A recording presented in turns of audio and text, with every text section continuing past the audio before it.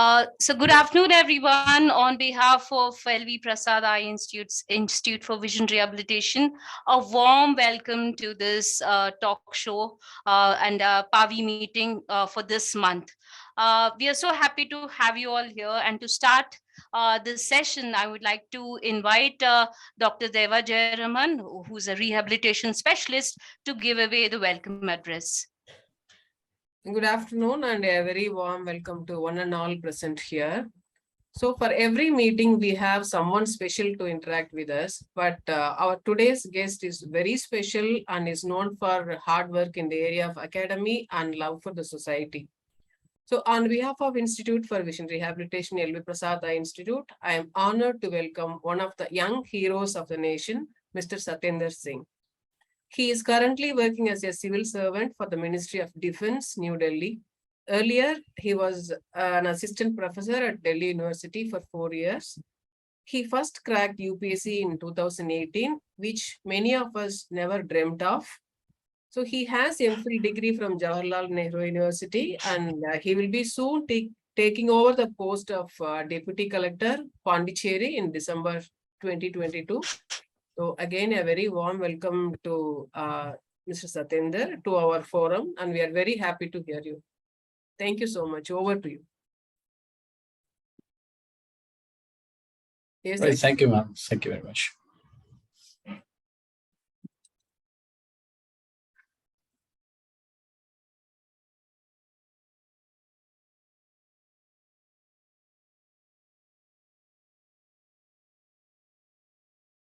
Aishwarya, you are we can't hear you.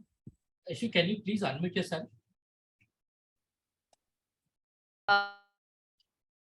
We can't hear you.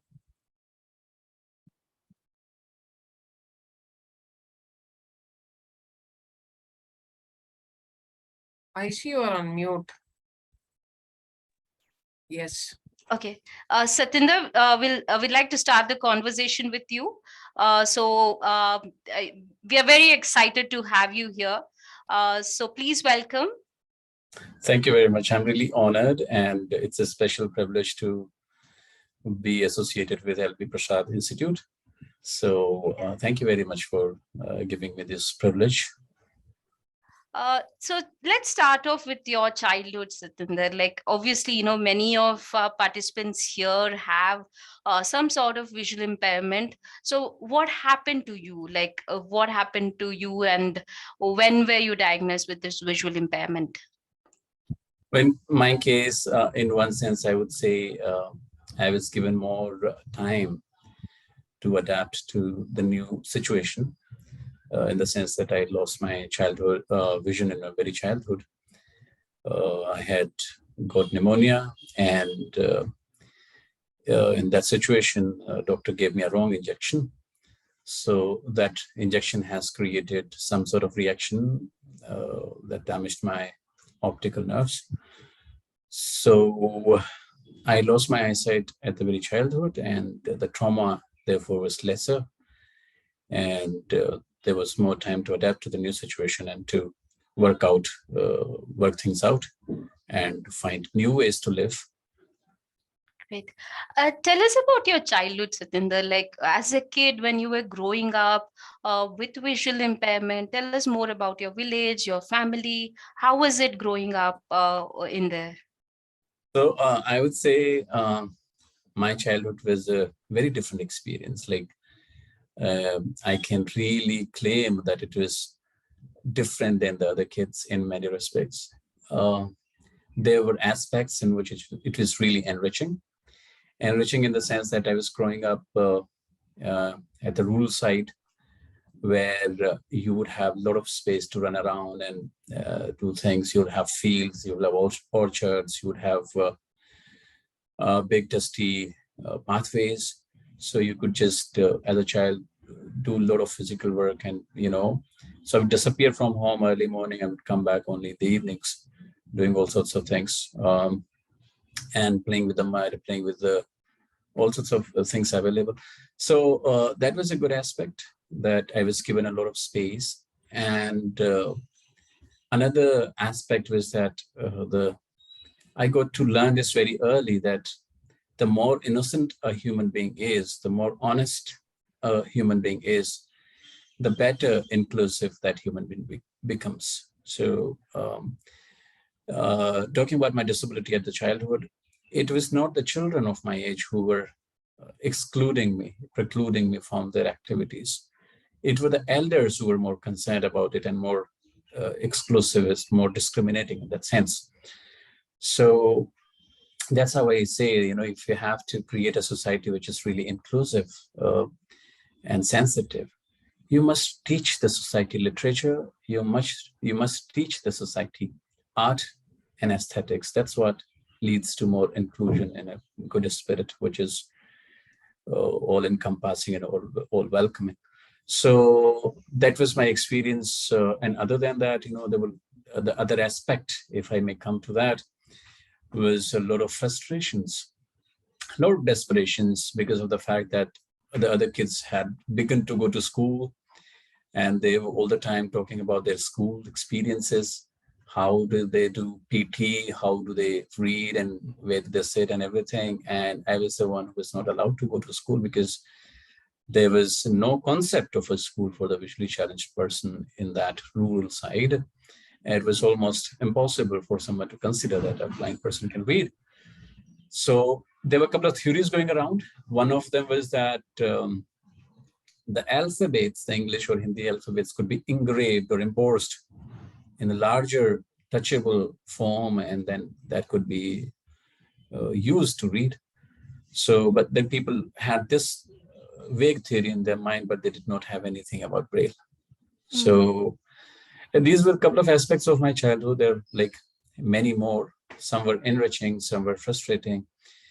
But due to this frustration of my inability to read and write, despite me willing to do it, led to a lot of frustration, a lot of energy that was diverted to, you know, I would just bully around the kids of my age. I would do all sorts of things. And everybody, someone or the other will every day come to my mom complaining about my misbehavior, about me beating the other kids and stuff like that. So I now can realize that it was coming from the situation wherein I was not able to channelize the energy to read and write into a constructive endeavor.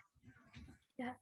I remember, Satender, in one of your videos, you were sharing about how you got introduced to the Delhi school and your villages in Uttar Pradesh, and your uncle happened to see a boy with visual impairment in a bus using a braille watch. So when your uncle came back and he said, like, hey, you know, there are these services for people who are visually impaired. So let's take him there to Delhi. What were your thoughts then? Like, as you know, you grew up in a village, and Delhi is a big city, and were you excited about it, or was there something intimidating you? So if you could share about that. So, you know, it happens largely with almost all the people, other than the ones who are really equanimous. That we are always scared of uncertainties. We are always scared of something new coming into our life, something that is uncharted, something that is untraveled. You know, that scares us, and we do not want to go to unfamiliar trajectories. So I think similar was the situation. I was not very happy coming to a school, but at the same time, those frustrations were pushing me off to the school. So it was quite an ambivalent situation, I would say. Yeah, so it was newness, and hence it was very scary. And at the same time, you use the word intimidating. I was not sure what is going to come, but I knew that there's something called Delhi, and it is a big city, and people speak English there and stuff like that. So yeah, so coming to that school initially was a very unwelcoming experience, in the sense that I wanted to run away from there. All the kids were so happy, and I wasn't happy that they are happy there, because I was not happy. I was missing my family, and was like initially, like for 2-3 days a week, I kept crying and complaining, cribbing about it. But once I got to know that there's something called brain, and you just could read by your fingers, with your fingers, and you could use Taylor frames of mathematics. So things just, I forgot everything else. And, I just focused on the exercise. And I would anyways get the chance to go back home every 3 months or something. So I look forward to that at the back of my mind. But my main preoccupation was to learn that script and see where it goes. So I was very quick to adapt to it. And at the school, I managed to get promotions too, because I was doing better than the others. Mhm. So then my next question is like, till your 12th, you did your schooling in a special school for visually impaired. Yeah. So there it was, you had, it was a Hindi medium school, and, you were used to speaking in Hindi. Then there was this stage in your life when you got admission in Stevens College in Delhi. I also remember in one of your videos that you sharing like, it was for you at that stage learning English. And what motivated you? See, like in our institution, like we have clients coming from rural areas, and when we counsel them, they have that inferiority complex that, hey, you know what, I cannot speak English like others. So they put themselves down. They start comparing, and they say that, I'm worthless, I cannot speak English as others, I'm so grown up. Like, they would be like 18 years or 25 years, but they're not motivated to learn, and they just give it up.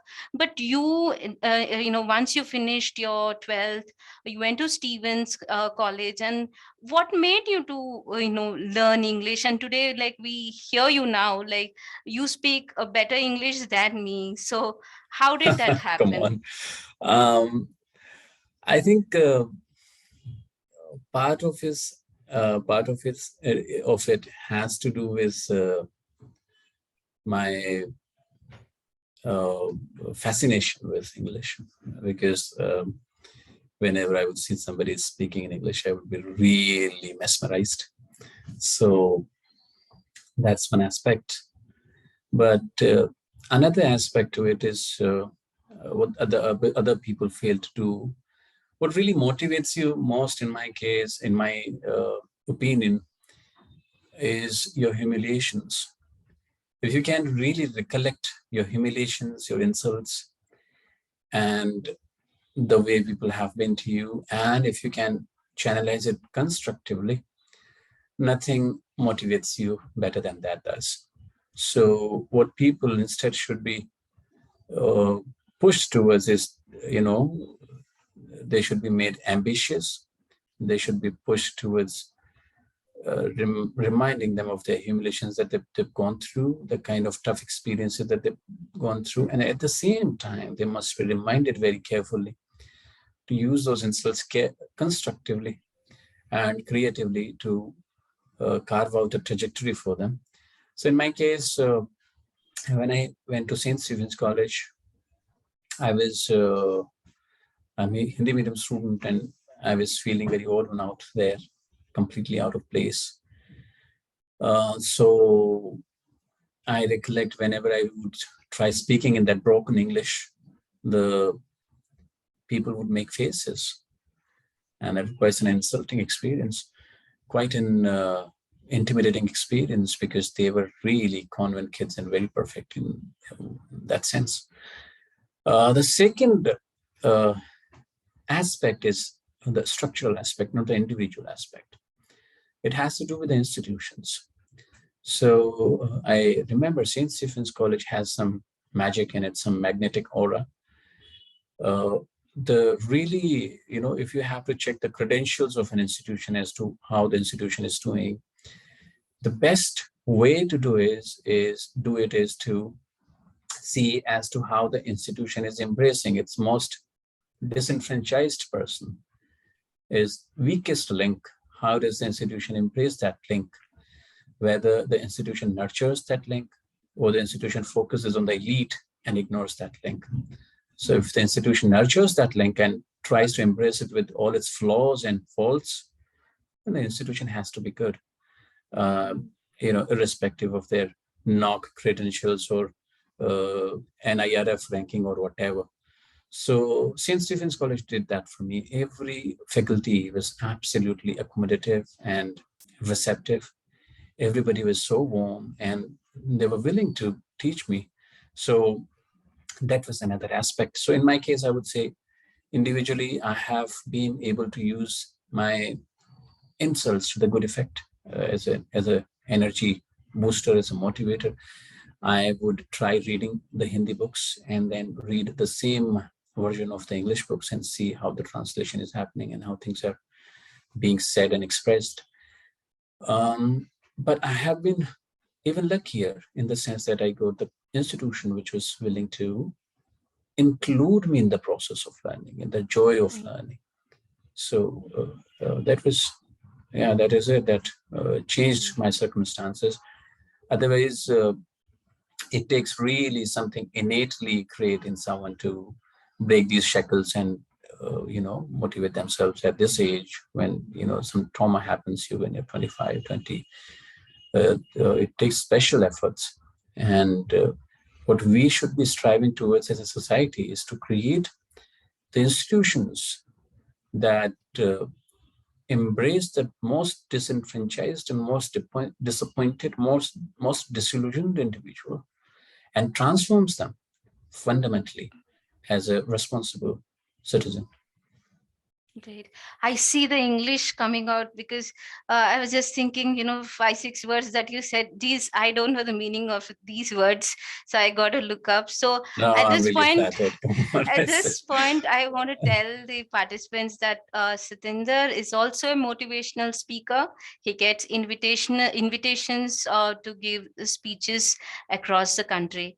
Let's move on, Satender. You then did your political science, then you did MPhil, and then you got the assistant professor post. So I believe you did that for 4 years. So how Right. was your life then? Like, did you always, when you were a kid, let's go back to, you when you were playing in the village, did you ever imagine that one day I could be somebody who would teach others? Well, at that time, it was not really possible for me to imagine that because I recollect when I went to school, and right before that, my folks were planning some other career opportunities for me. Like there could be cane chair weaving, and there could be, doing some music in some religious places, stuff like that. And given their limited exposure, I think they were doing the best they could do for me as my parent. I'm really proud of them. As my parents, they did whatever they could. At that juncture, it was really not possible for me to imagine that I would be a faculty at the university. But as I grew up and saw people in schools, in the schools that I traveled to, schools that I went for extra co-curricular activities and all that stuff, I saw that professor is a creature who's very much respected. So, if you hear the word professor, something really grand, something really stable, something really of repute comes to your mind. So I was mesmerized by that fact, and I wanted to be a professor. So as I grew up, I realized, okay, these are the nitty-gritties of being a professor. This is how you need to go. And I found that the process was fairly easy. You were not required to do as much as it would, you would think it would take. You just had to do the research and have to crack an exam conducted by UGC. So now the next challenge was that the institution accepts you. I was lucky. The interview was very good, and the college, the Sri Aurobindo College at the university, accepted me. So, I became a professor just like that. I mean, I did not put the efforts commensurate to the kind of reputation that I had in my mind with regard to the professor. So I became an assistant professor, and I always wanted to do this. So I really, really rejoiced that process. And I believe that I was being paid for doing nothing, because I would anyways talk to people. I would anyways, whenever I would get more than 2 people, I would talk to them. I'll discuss them, I'll interact, and we'll have a good, critical, constructive conversation. So I would anyways do these kind of things, and I was being paid for them. So I just enjoyed that process a lot. So yeah, that was my journey. It's one of the brightest aspects. And any days I would love to be a teacher. Great, Satender. I hope you're not the strict and khadus teachers that we have. Yeah, I want to tell participants that Satender was actually a cool teacher because he had long hair when he was a professor. And also one of the days, I think his watchman by mistake thought he was a student and led him to the staff room thinking he's a student, only to realize that he's a professor. So moving on, Satender. So once after you, you were an assistant professor and you were also doing your PhD in between. When did the thought of getting into UPSC came into your mind? So there are 2 things to it. Again, one has to do with the agential aspect, as me as an agent, as an individual, and another is quite an institutional thing. I was really happy teaching, but first thing first, academics is really in peril in this country. Academics is really in danger. There are a lot of ad hoc appointments that are happening, contractual appointments. There are no permanent appointments that are happening largely in this country. And we are just somehow managing our academics. So it's a very, abysmal situation. So this is some disappointment, because I had colleagues who were teaching for 17 years, more than 18 years, and they still were ad hoc faculties. So this is, I would love to clarify, I was in ad hoc faculty there for 4 years. So that sword of uncertainty was always hanging up your neck, and you just were not sure whether you'll be reappointed next semester or not. So until and unless, that is not removed, unless you do not feel quite secure, you cannot really experiment with ideas. You cannot really experientialize new ideas and new methodologies into the class and give people something unique and noble. You have to feel secure first. So that security aspect is lacking in our academics these days, and that's quite disappointing. Secondly, yes, it's a very reputed and prestigious job, and very respectable. But then coming from a lower middle class family, and being someone who has the entire family and entire circle dependent on you, you need to somehow sacrifice your personal dispositions and personal ambitions for something grander. So as an individual, I had these ambitions to get wider social recognition and wider acceptance for my existence, and to prove the society that a person with disability can equally lead a healthy family and society than a so-called non-disabled person. So this was yet another reason why, because cracking UPSC gives you the kind of deification, the godlike status, I realized this after I cracked the exam. I was the darling of media. Everybody was talking about me, and I was tired of talking for the first time in life. So that's what it does to you. So I got the due recognition, and I was looking for my due and looking for, the social capital for my family and the people around. Being a professor wouldn't give you that social capital. Being into administration would.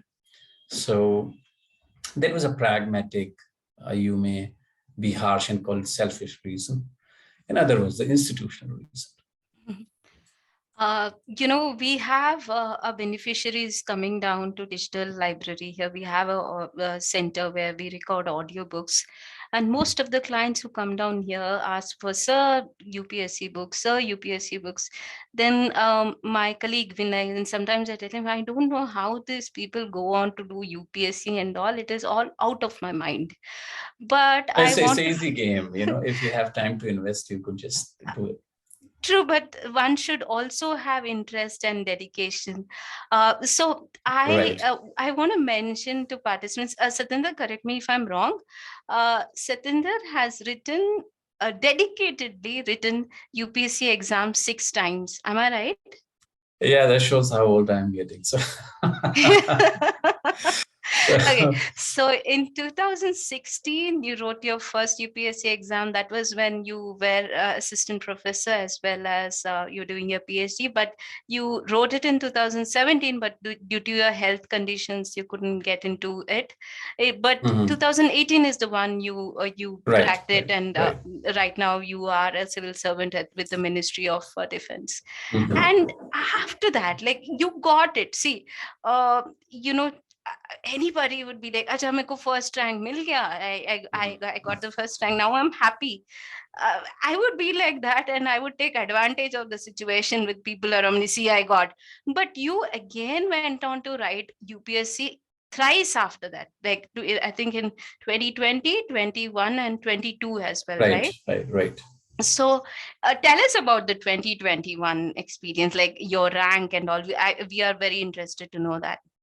So I'm happy with my rank. And I'm ranked 370.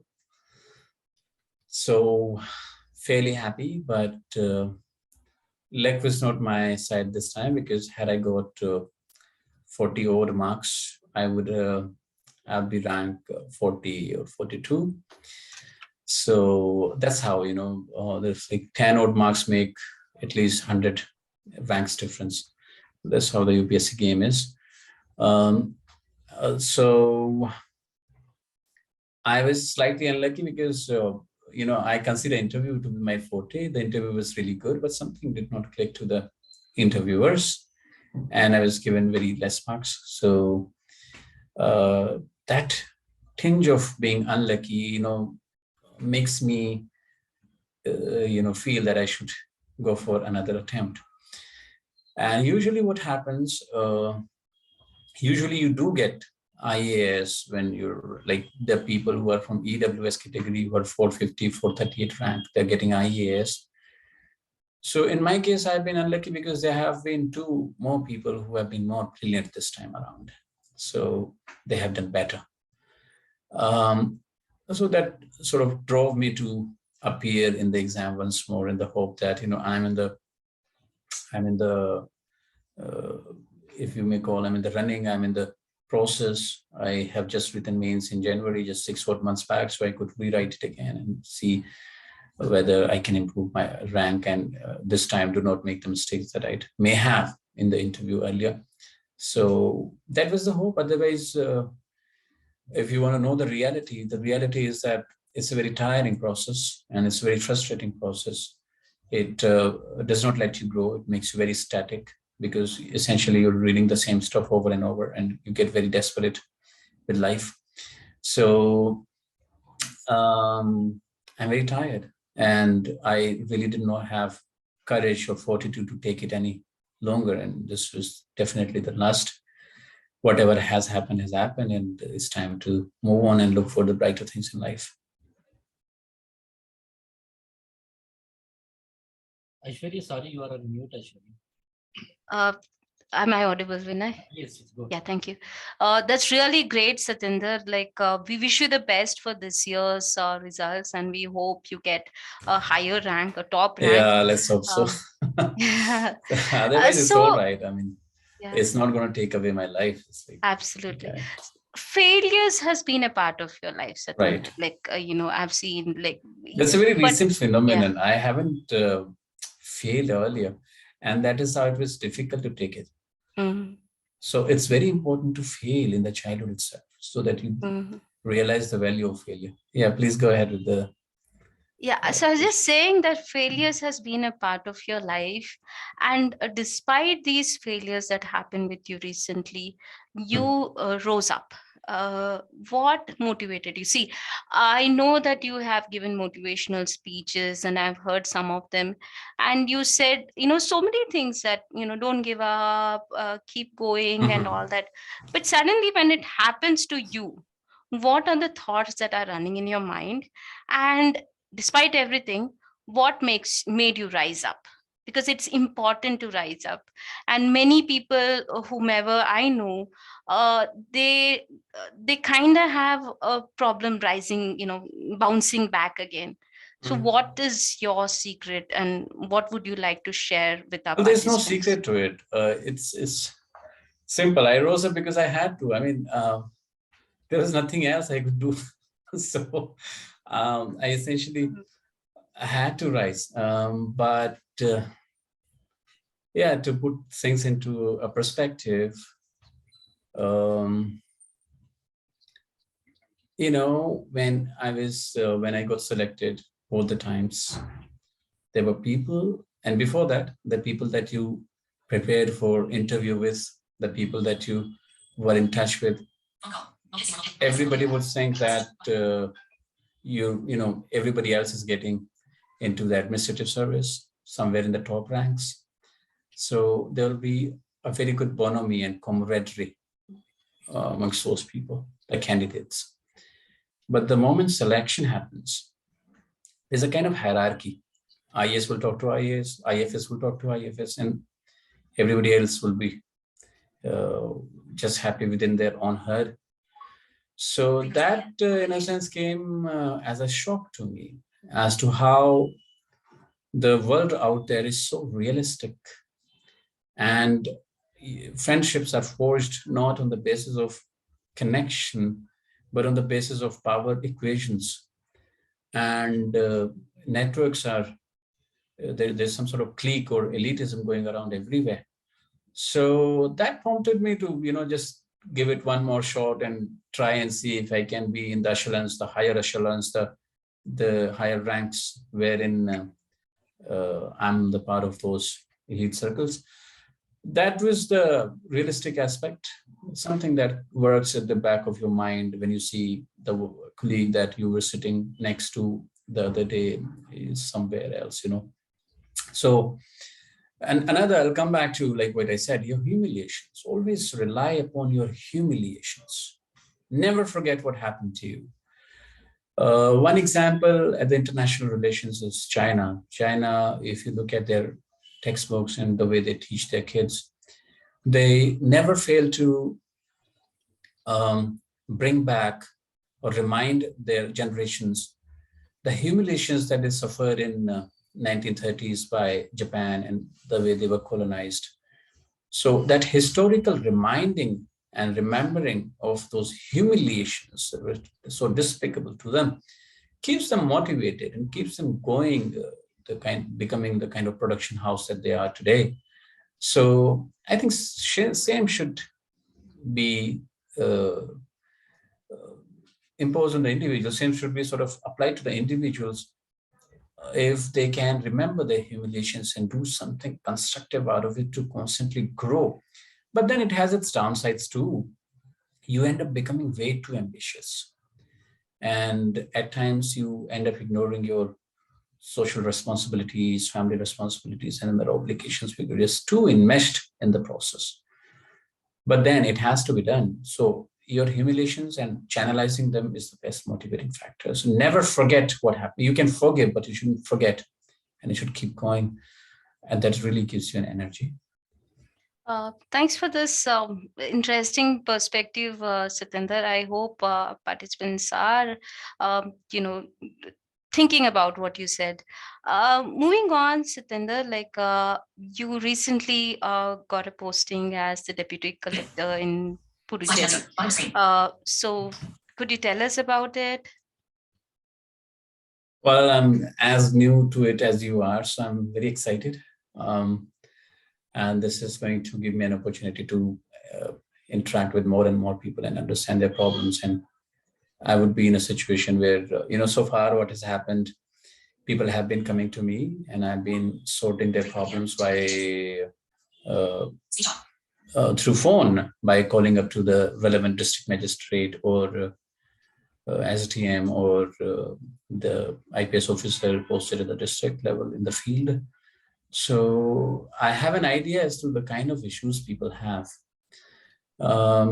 People, mostly the common folks do not have very big worries and concerns. Their issues are very small.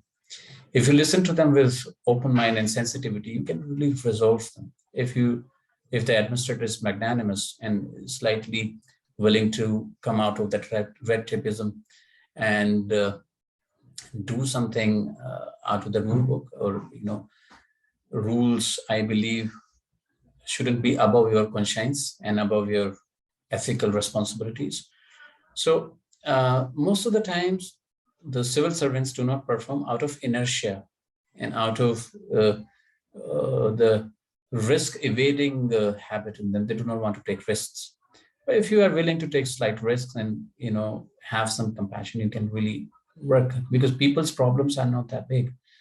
They come with the kind of problems that somebody's land has been illegally occupied. Somebody has just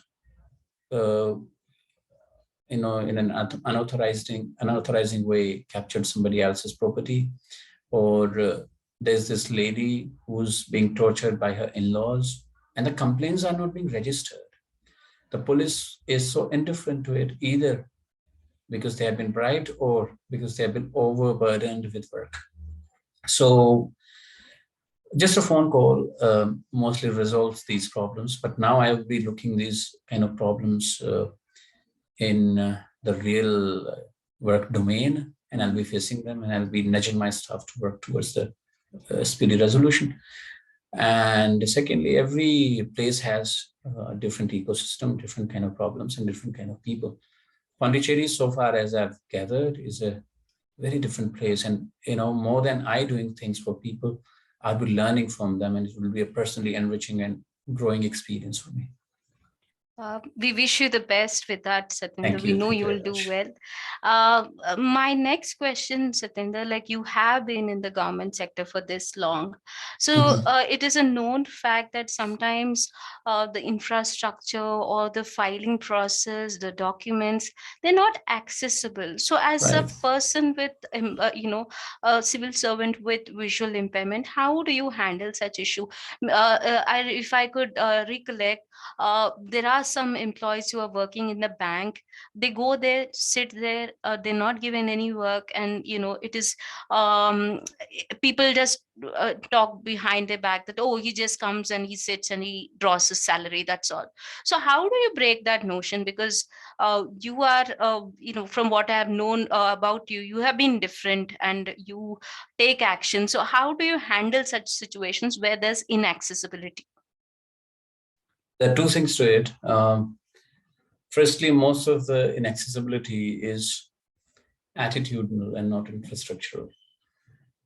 If the attitudinal accessibility is ensured, if the dispositions are correct, if the perceptions are altered, most of the things will be taken care of, because I always have been believing that there are more than one ways to work around a thing. So there are more than one ways to write a file. You could use a screen reading software. You could use your screen. There are more than two ways always. Like now in offices, in government offices, they have e-offices and other such softwares being installed, which are very accessible. Even in banks, the softwares are accessible. That's not a problem. The problem is attitudinal. Most of the times there is some or the other perception which has been created amongst the seniors, because they are the ones who are in early generation and couldn't be exposed to the new developments in technology. So they need to be sensitized towards this. Secondly, it is the responsibility of the person with disability who is joining a field for the first time. Suppose you're a pioneer in banking industry, you're the first visually challenged person who's joined in as an assistant manager. It falls upon your shoulders to ensure that an ecosystem is prepared. And that's a very painstaking work. It's not easy. But once you ensure that, once you set a precedent, everybody is going to understand and the attitudes are going to change, the perceptions are going to transform, and you will have more and more accessible environment to work in.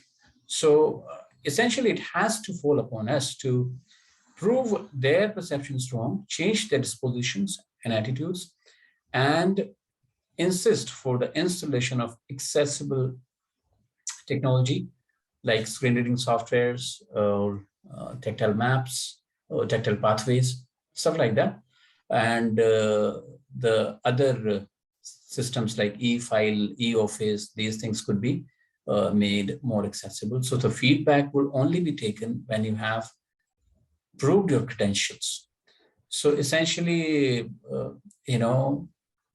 we shouldn't ever be complacent or get uh, inactive in that domain. As a person with disability, it is an extra responsibility that falls upon us to constantly keep proving ourselves and proving others wrong with regard to our work potential and capability, and as our utility as a human resource to the relevant company or department. So I think that these two issues are interrelated. Attitudinal shift will only happen when you take the pioneering step. I know many civil servants, my friends, who, when they went to the department, suppose the information services, Indian information services have been recently opened up for the people with visual impairment. Initially, there was no understanding as to how a visually challenged person is supposed to work with the information, like the media, like All India Radio, Doordarshan, and other press information bureau and stuff like that. So there was a friend who went there and ensured the working, the installation of screen reading softwares like JAWS and other paraphernalia like embossers and such things. And she also ensured that she takes the lead in creating the domains which have lied unexplored for long. So she established some sort of repo, some sort of credentials, and prepared an ecosystem for the people to come. Now, whosoever succeeds her, the office will already be knowing as to what all is that this person would need to work effectively, and they would be happily providing. Because essentially, my experience with the government is that government wants the work to be done. The government wants the work get done. So they need the work to be done, the work to be accomplished, the work to be finished. And for that, they would be providing you all that they can, provided they're convinced. So the convincing aspect, the attitudinal shift is our responsibility also. It will do no good to, breastbeating and doing nothing about it on our behalf and not playing our part. There may be some institutions which are responsible, which are very, unaccommodative, but then you have no other way out than the attitudinal shift, and that will only happen when you push them with your hard work. Yeah, very well said, Satender. Really, I appreciate for sharing that. And just two more questions, and we'll have the participants be ready with their questions.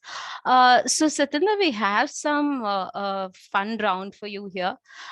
Since you're going to Puducherry, and it is like Haji mein aa raha hu and Vanakkam, Yeah. so there's a language shift and culture and all that. So I'm just So, beginning to learn. I haven't even started on my Tamil, yeah. but I have to learn it, and I'm also planning to learn French. So essentially ready to learn these two cultures. So we have Dr. Deva Jayaraman here. She's from Tamil Nadu, and I would request her to actually, we are going to teach you Tamil, Satendra, because So you'll she's always going to remember. initiate me into Yes, Tamil. so this you'll always remember that LV Prasad were the ones who first taught Right. us Tamil. So Devagaru, if you could No, say like. he just closed the conversation saying that he's yet to learn Tamil. So we had a couple of questions for you so that you can. But ma'am, you can initiate me into the process. So You can say some lines, Devagaru, and he can repeat it for yeah, us. you can become the first guru. Okay. நீங்க எதுக்காக என்ன பார்க்க வந்திருக்கீங்க?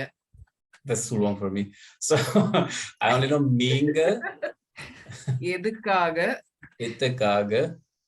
என்னைய பார்க்க. Now I'm getting the feeling, when someone comes from Tamil Nadu, the way they learn Hindi, I'm just getting that feeling. So sensitization is happening. You learn Tamil very fast because everybody there will speak Tamil. But for us, somehow we miss learning like Hindi. Okay. Yeah, so I'm looking forward to it, and I will really be in touch with you to pick up more on it. Yeah, sure. Actually, we keep flying to Pondicherry very often. Hopefully, I meet you next time in Pondicherry. Yeah, please be my guests.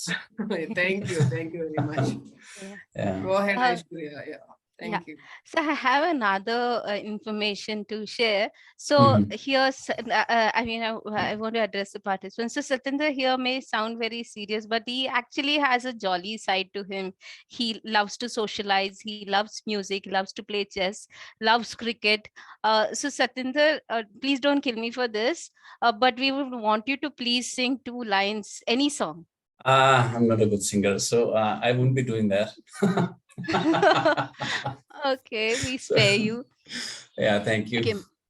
Yeah, my last question, Satender, like, if not for Satender, a civil servant, what would you have been? Maybe a professor or a writer. I would love to write.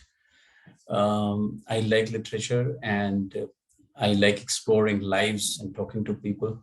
And essentially, I believe that all of us are just living, thriving stories. All of us is a story. Everyone is a story. So that gives me a lot of raw material to build the literature upon. And I would love to write. I would love to, give expression to many stories which have gone unattended, unnoticed, and unread. So maybe that is something that I would do, or I would do something in the domain of art. Literature, in fact, is an art. So yeah, that's what I would be doing if not this, because essentially that invokes the higher self in a human being, the self that is more creative, constructive, and above the social stereotypes and prejudices and structures like communal, religion, language, and stuff, that whatever divides, literature unites. So I'll be doing that. Great. So now I open the stage for the audience, participants, to please ask away your questions to Satender Singh. Participants, you can unmute yourself one by one and ask him your questions. Maybe we have time to take like 4 questions, and then we can close it. Hello, good evening, sir. Hello. Sir मैं हिंदी में question बता सकता हूँ? अरे बिल्कुल बताइए sir मैं हाँ। पिछले 2.5 सालों से सिविल सर्विसेज की प्रिपरेशन कर रहा हूँ सर, और मेरी जो आइज की दिक्कत है वो सर प्रोग्रेसिव इन नेचर है। तो मैं पहले विदाउट स्क्राइब मैं अपने पेपर अटेंड कर सकता था, लेकिन सर अब मुझे स्क्राइब के साथ जाना पड़ेगा, ऐसी सिचुएशन मेरी हो गई आइज की। तो मैं स्क्राइब के बारे में सर कुछ जानना चाहूंगा, और आप कैसे स्क्राइब के साथ डील करते थे, और क्या क्राइटेरिया है सिविल सर्विसेज स्पेसिफिक यूपीएससी की ओर से? सो क्राइटेरिया पे पहले आते हैं। What's your name?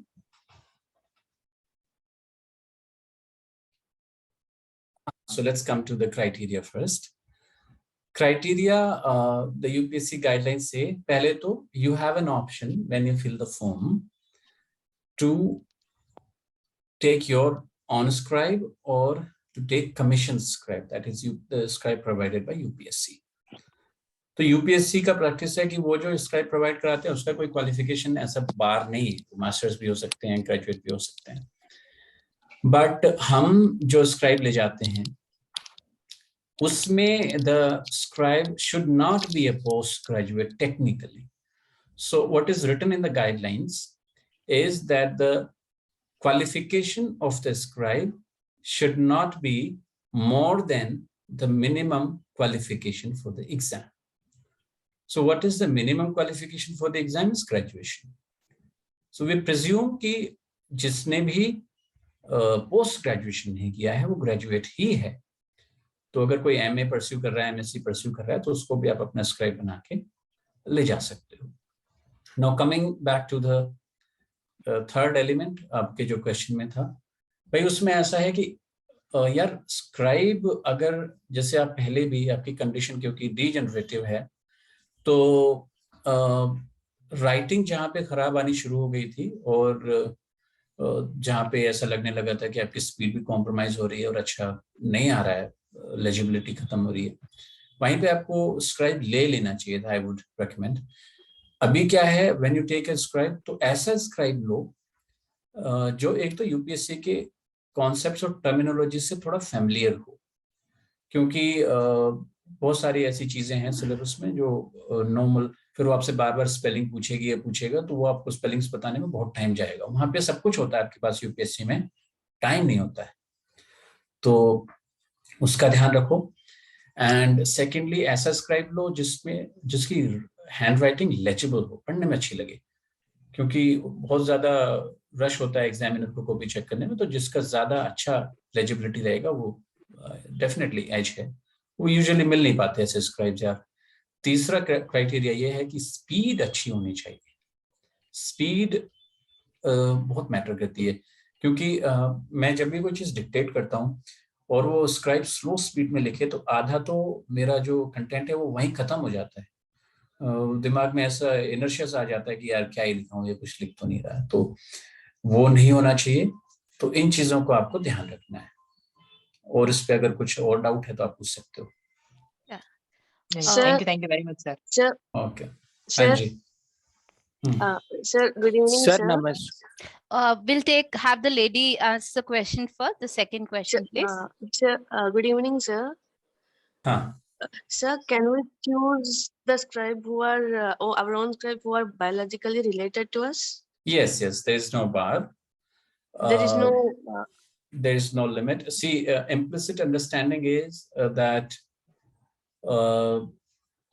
there is no explicit restrictions anywhere, but I had read somewhere कि blood related नहीं होना चाहिए, but I had been trying to find that out this year. I had searched for it a lot, लेकिन I didn't find it. Actually, the person, one of the person who cracked UPSC this year. I know what you're talking about. Yeah, Smaran Raj have chosen his mother has his own. So ethically, that's a wrong practice. I will advise against it, because I had read somewhere that this is a kind of malpractice, of course, but at the same time, there is no explicit bar on it. Okay. Right. So you can still use it because that person has used it, and that is in the public domain, and so it's become a norm now. Yes. Okay. We can go for the third question. Devagar, if there are any questions in the chat, you can ask the next after this. Yes, please go ahead. Ma'am, may I ask? Yes, please. Okay, ma'am. Hello. Yeah, we'll have the gentleman take the question first. Yes. Sir, I have some questions, sir. I am preparing for political science now in Little Star College. For first year, I am now studying in degree first year. Can I speak in Hindi, sir? It is better. बिल्कुल यार, बताओ. Means मेरा political science में बड़ा अच्छा interest है sir. मैं चाहता हूँ कि एक यूपीएससी क्रैक करके एक अच्छा ऑफिसर बनूं देश के लिए. तो रास्ता क्या होना चाहिए सर? अभी तो मैं हैदराबाद में first year degree first year कर रहा हूँ, तो क्या पॉलिटिकल साइंस पढ़ रहे हो? हाँ, पॉलिटिकल साइंस. और मैं दिन भर पॉलिटिकल साइंस की न्यूज ही देखता हूँ सर. 24/7 फोन पे. एक काम करना है आपको, ये जो ग्रेजुएशन में पढ़ रहे हो ना, हाँ, यूपीएससी का पॉलिटिकल साइंस का ऑप्शनल का सिलेबस डाउनलोड करके रखो अपने कंप्यूटर में, जैसे भी पढ़ते हो। हाँ। और जो ओवरलैप है, जैसे आप जो पहला पेपर आपका पहले सेमेस्टर में लगा होगा, वो पॉलिटिकल थ्योरी लगा होगा। यस है यस ना? सर। तो वो देखो कि पॉलिटिकल थ्योरी से ऐसा कितना है जो ग्रेजुएशन में भी आपके सिलेबस में है और यूपीएससी में भी है। और ओके सर। अपनी प्रिपरेशन को उधर ही डायरेक्ट करो। आपका जो ग्रेजुएशन है उसमें ऑप्शंस होते हैं, क्वेश्चंस, भाई 10 क्वेश्चंस में से 5 ही अटेम्प्ट करने हैं करके, तो हाँ, वो वैसे आप ही होता अफोर्ड है कर सर। सकते हो। तो you should over focus on the overlapping part for now. अभी यस सर। इतना ही करना है, अभी उससे ज्यादा नहीं करना है। फिर वो स्टेप बाय स्टेप जैसे आप एग्जाम के क्लोज आओगे तो फिर वो करंट अफेयर्स से उसको सप्लीमेंट करना है और सिंथेसाइज करना है थ्योरेटिकल एस्पेक्ट्स को, स्पेशली हाँ। दूसरे वाले पेपर में जो आईआर और कंपैरेटिव पॉलिटिक्स का पेपर है, इंडियन फॉरेन पॉलिसी वाला। तो वो हो जाएगा। अभी आप सिर्फ ओवरलैपिंग एस्पेक्ट पे फोकस करो। सिलेबस यूपीएससी का और previous year question papers UPSC के देखते रहो और अपने आप को उधर की तरफ हल्का हल्का ओरिएंट करो। समझ रहे हो? हाँ सर। मीन सर हम लोग ग्रेजुएशन करते ही direct we should crack UPSC. I want advice sir कि हाँ कैसे बिल्कुल, करना है। You should do that. वो इसलिए क्योंकि उस समय you will be fresh and your political science notes will also be fresh. तो ऑप्शनल का मार्क्स बहुत मैटर करता है। तो यस। वो जो है आपको निश्चित रूप से एक एज देगा, because you will be having your own fresh notes जो आपने क्लास में पढ़े हैं और यूपीएससी में भी जो सप्लीमेंट किया है। तो हाँ। उससे बड़ा फायदा रहेगा। अगर वेट करोगे, मास्टर्स के चक्कर में पढ़ोगे तो थोड़ा सा दिक्कत हो जाएगी, क्योंकि यार एक साथ एक से ज्यादा काम बड़ी दिक्कत वाले हो जाते हैं। नहीं सर, मास्टर्स नहीं करना, मुझे यूपीएससी करना है। तो क्या हाँ, तो कुछ अलग से कोचिंग लेने की जरूरत होती है? ऐसे भी हम लोग कर मैंने सकते हैं वैसे? तो कभी कोचिंग ली नहीं यार, तो कोचिंग का समय नहीं मिला। लेकिन कोचिंग लेने की इतनी जरूरत नहीं होती अगर आप अपने आप को डिसिप्लिन रख सकते हो तो। अगर सेल्फ डिसिप्लिन में थोड़ा प्रॉब्लम है, सोशल मीडिया ज्यादा यूज करते हो या नहीं सर, इंटरनेट यूसेज, वैसा कोई प्रॉब्लम नहीं। न्यूज ही देखता हूँ मैं, सोशल मीडिया बहुत देखता हूँ बट न्यूज हाँ ही तो देखता हूँ फिर और आपको कुछ। जरूरत नहीं है। बाकी you can stay in touch, और कभी भी कोई दिक्कत आए तो किसी भी तरीके के गाइडेंस के लिए मेरे को रीच आउट कर सकते हो, ऐसा कोई दिक्कत नहीं है। हाँ sir. On that note, Satender, we many in the chat box are also asking if there's, if they would like to connect with you because they have many questions related to UPSC. हाँ तो Uh, whatever suits them, Facebook पे s- so could we share them your Gmail ID if that's okay? that's perfect. Yeah, Gmail ID, and they could follow my Facebook page. वहाँ पे I am already mentoring so many students. sure. Sir Like Facebook का name sir?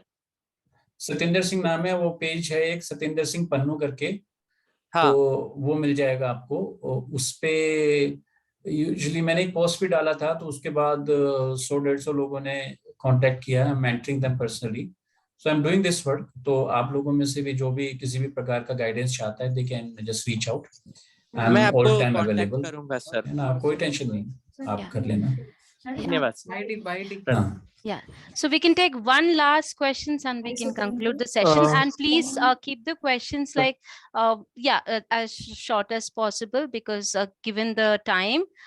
So yeah, one last questions and we can Sir, conclude. good afternoon, sir, sir. This is Rishikesh from Maharashtra, and thanks for sharing all the insights and journey of yours.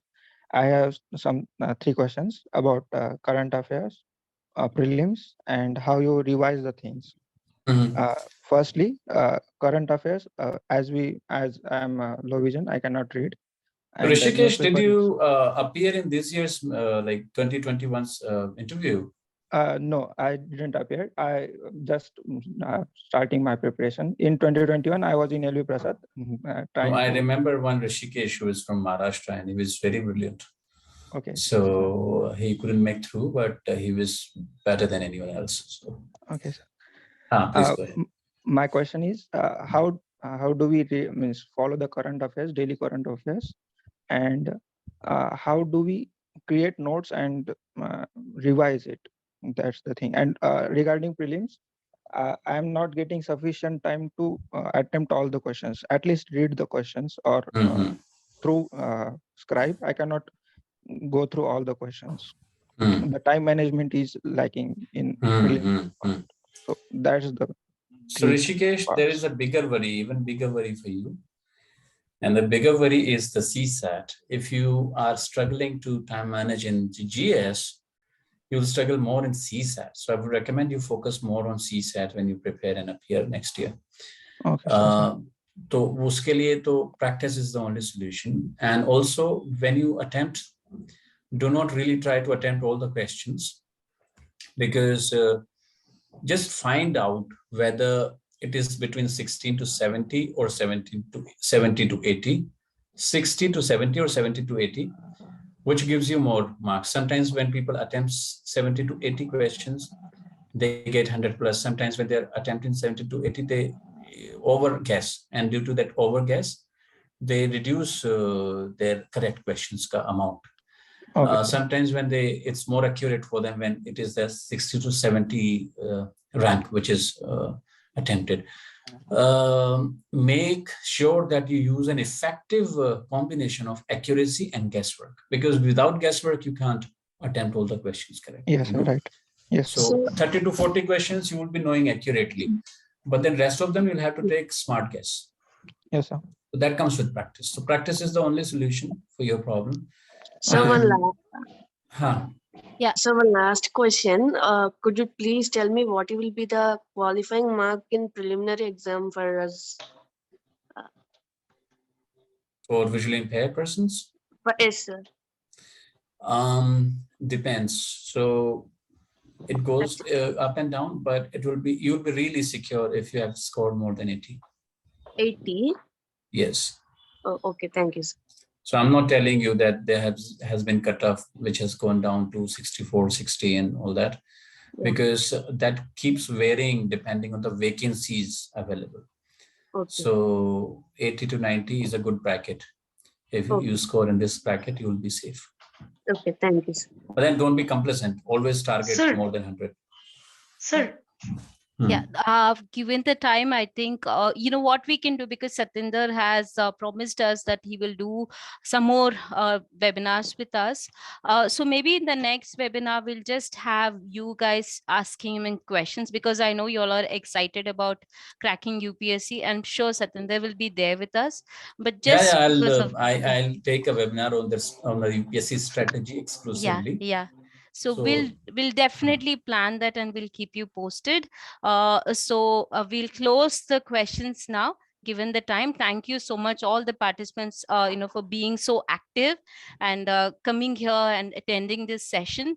And also, Satender, a big thank you from LVPEI Eye Institute for being here. It has been really great to know about your life, your journey, and how you cracked UPSC. And I'm sure today our participants, when they close this meeting, leave this meeting, they are left with a thought that, it is never, impossible. There's always an open door. So thank you so much for sharing your thoughts. Thank you very much. I mean, I wish them all the very best, and let's rejoice this beautiful life, and everyone all the very best. I'll be looking forward to hear from you, whatever guidance you would need. Thanks, Satender. On that note, we are going to share Satender's email ID in the chat box. So if anybody is interested to reach out to him, you can write to him and he will reply. It is, because he's a busy person, he will reply whenever he has time. And also we're going to share our Facebook page and YouTube channel links in the chat. So if you want to keep following us to know more about these events, because this session will again be uploaded on YouTube, you can re-listen to it. So I request Vinay to please share the links in the chat. And also, if anybody is, some have been heard, like some people are interested to know about audiobooks for UPSC and different examinations. So if you want to know more, reach us on our helpline services. The number, I will announce it, and also have Vinay share it in the chat. The number is 040, that's the STD code, and the number is 68102841, or you can also dial 68102842. It was a pleasure having all of you. Thank you on behalf of Institute for Vision Rehabilitation. We wish you a very happy weekend. Thank you so much. We disperse this meeting. Thank you. Thank you.